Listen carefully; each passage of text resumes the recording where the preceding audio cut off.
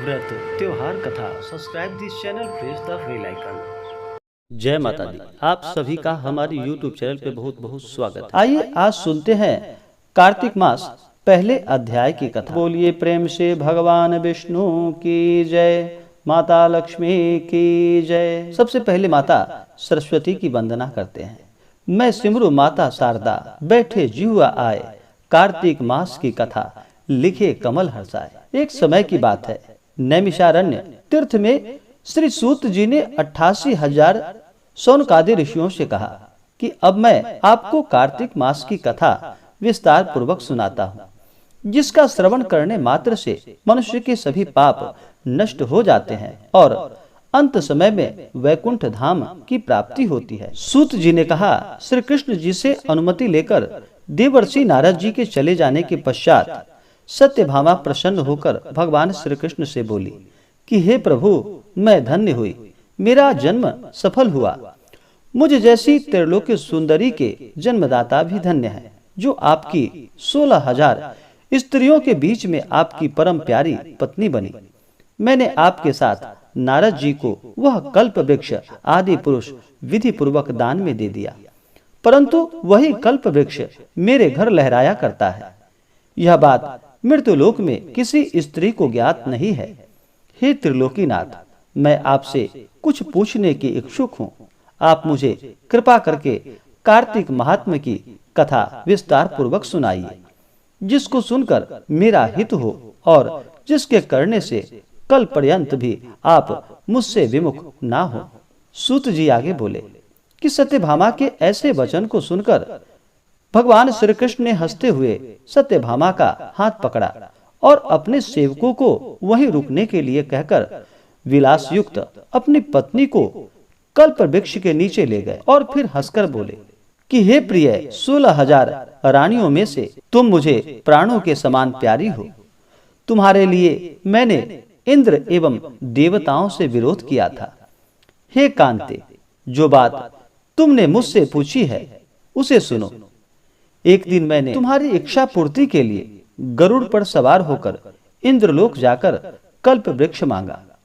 इंद्र द्वारा मना किए जाने पर इंद्र एवं गरुड़ में घोर संग्राम हुआ और गौलोक में भी गरुड़ जी गौओं से युद्ध किया। गरुड़ की चोट से चोटिल उनके कान एवं पूंछ कटकर गिरने लगे, जिससे 3 वस्तुएं उत्पन्न हुई। कान से तंबाकू, पूंछ से गोभी और रक्त से मेहंदी बनी।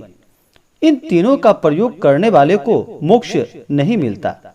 तब गौओं ने भी क्रोधित होकर गरुड़ पर वार किया, जिससे उनके 3 पंख टूटकर गिर गए। इनके पहले पंख से नीलकंठ, दूसरे से मोर और तीसरे से चकवा चकवी उत्पन्न हुए। हे प्रिय, इन तीनों का दर्शन करने मात्र से ही शुभ फल प्राप्त हो जाता है। यह सुनकर सत्यभामा ने कहा कि हे प्रभु, कृपा करके मुझे मेरे पूर्व जन्मों के विषय में बतलाइए। मैंने पूर्व जन्म में कौन कौन से दान, व्रत व जप नहीं किए हैं? मेरा स्वभाव कैसा था? मेरे जन्मदाता कौन थे और मुझे मृत्युलोक में जन्म क्यों लेना पड़ा? मैंने ऐसा कौन सा पुण्य कर्म किया था जिससे मैं आपकी अर्धांगिनी हुई? भगवान श्री कृष्ण ने कहा कि हे प्रिय, मैं तुम्हारे द्वारा पूर्व जन्म में किए गए पुण्य कर्मों को विस्तार पूर्वक कहता हूँ, उसे सुनो। पूर्व समय में सतयुग के अंत में मायापुरी में अत्रि गोत्र में वेद वेदांत का ज्ञाता देव शर्मा नामक एक ब्राह्मण निवास करता था। वह प्रतिदिन अतिथियों की सेवा, हवन और सूर्य भगवान का पूजन किया करता था। वह सूर्य के समान तेजस्वी था। वृद्धावस्था में उसे गुणवती नामक एक कन्या की प्राप्ति हुई।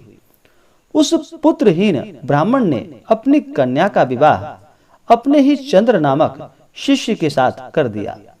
वह चंद्र को अपने पुत्र के समान मानता था और चंद्र भी उसे अपने पिता की भांति सम्मान देता था। एक दिन वे दोनों कुश व शमिधा लेने के लिए जंगल में गए। जब वे हिमालय की तलहटी में भ्रमण कर रहे थे, तब उन्हें एक राक्षस आता हुआ दिखाई दिया। उस राक्षस को देखकर भय के कारण उनके अंग शिथिल हो गए और वे वहां से भागने में भी असमर्थ हो गए।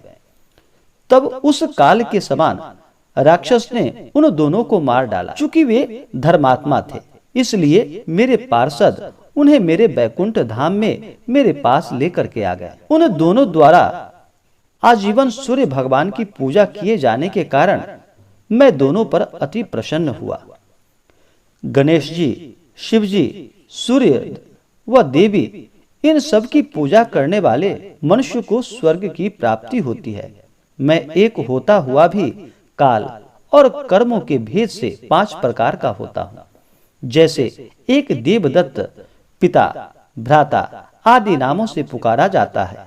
जब वे दोनों विमान पर आरूढ़ होकर सूर्य के समान तेजस्वी रूपवान चंदन की माला धारण किए हुए मेरे भवन में आए, तो वे दिव्य भोगों को भोगने लगे। इस प्रकार से कार्तिक मास पहले अध्याय की कथा पूर्ण हुई। तो बोलिए प्रेम से श्री हरि भगवान विष्णु की जय, माता लक्ष्मी की जय। तो आशा करता हूँ कि यह जानकारी आपको अच्छा लगा हो।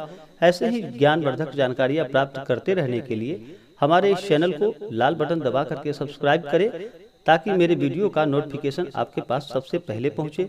वीडियो को लाइक और शेयर करें। जय माता दी, धन्यवाद।